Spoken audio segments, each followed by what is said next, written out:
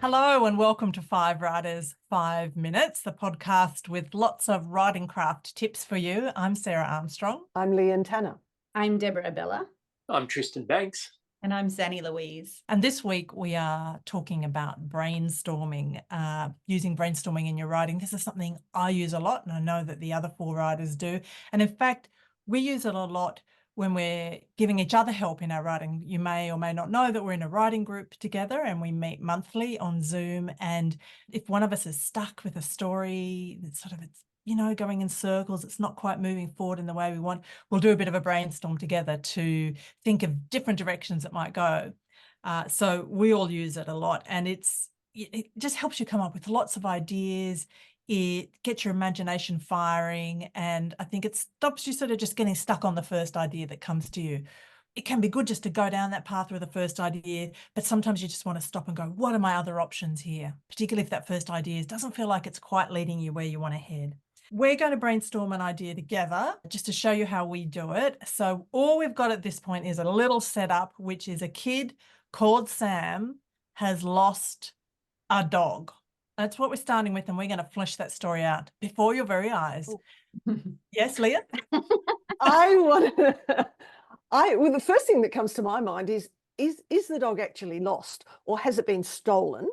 Or has the dog gone off on a quest of some sort? You know, like maybe what's special about this dog? If it's been stolen, why would somebody steal it? If it's gone off on a quest, what sort of quest might a dog go on? Yeah. And I'd just like to say, build on that. What's special about this dog, and what's special about this dog in relation to Sam? You know, why is this dog so important to him? Maybe, his parents just passed away and it was, the only thing linking him to his parent. Maybe the dog has been with him his whole life and is his only constant companion. Really build on the emotional connection between him and his dog to make that. And that's stakes, how we can raise those stakes. Tristan? Yeah. Well, the character has to care about whether it's a dog or whether it's they've lost something else or whatever it is. If the character doesn't care about it, if it's not something that's very personal, that has personal value, or maybe the kid's going to get in trouble. Maybe the kid doesn't particularly like the dog, but is going to get in trouble from a parent or a sibling or someone who does care about the dog. And they're like, oh no, this terrible dog. And I've got to go and, I don't know, that might be a possibility. I like that. Yeah, I like that too. Yeah, that's what I was going to say, because I love that the kid loves the dog. But what if the kid doesn't love the dog? And that's kind of, in a way, it's just a different take on it, isn't it? It's a different road you can go down. But either way, that kid has to get that dog back. Yeah. And the bigger if the kid doesn't love the dog, let's say it's the neighbor's dog that the kid was looking after, and the neighbor's actually like a crim, let's say. Oh, yes. And the dog is super precious to the neighbor. And let's say the neighbor's a crim, but the dog's a little chihuahua, just to kind of, play. Sometimes. But if the dog was vicious, it could be a chihuahua. That's funny if the robber or whatever has a chihuahua. Yeah. But if the dog was vicious, it would raise the stakes as well, because the kid's got to catch the dog but not get near enough to be bitten by it or something. Yeah. Could be a vicious chihuahua. Yes, I'm thinking vicious chihuahua. I don't know about you, but I've seen vicious little dog YouTubes, and they can be scary. That's and maybe the dog also, the kid also has to deal with what the dog is doing out in the world. If the dog's vicious, then maybe it's off biting kids, biting babies, biting the prime minister, and the kid has to fix this, because the villain who lives next door, I want them to be more than a robber. I want them to be kind of like mafia or something like that, so there's a real threat there. Yes. And also I really like the idea of this powerful mafia figure having this really silly little chihuahua, this really vicious little chihuahua. Yep. I just want to say chihuahuas are not silly, but anyway. No, sorry. The comparison is silly. I think with this big setup, we need to think about this character, Sam. Like, what is it in Sam that's going to make this such a big quest and so hard for him? And, maybe there's something that's going to have to really break and transform in him along this journey. All right, we have to move to steps that Sam takes to try and get the chihuahua. Can we brainstorm things Sam does to try and find I'm just look, not quite up to that, Sarah, but I'm wondering if Sam is a bit agoraphobic.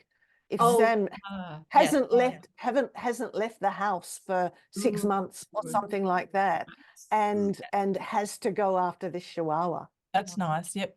Tristan. And it feels a bit sort of Bilbo Baggins or something, doesn't it? In the Hobbit, you know, where there's a big quest, but they don't want to leave, and they're homebody sort of thing, but they'll have to overcome that in order to go on the quest. I mean, it makes it so much more interesting.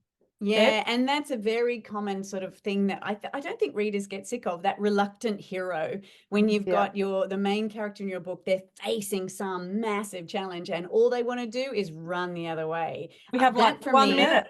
1 minute to get so what are they going to do to get the dog back?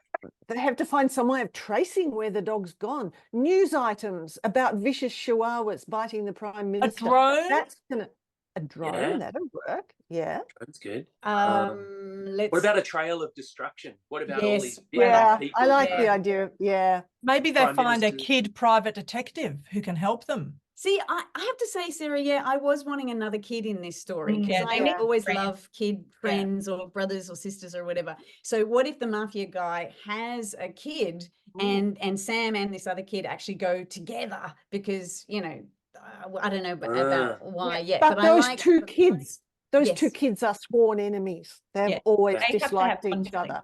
maybe. Yeah. It has to be in the other kid's interest to find the dog as Yes. well, of course. Yes. Yeah.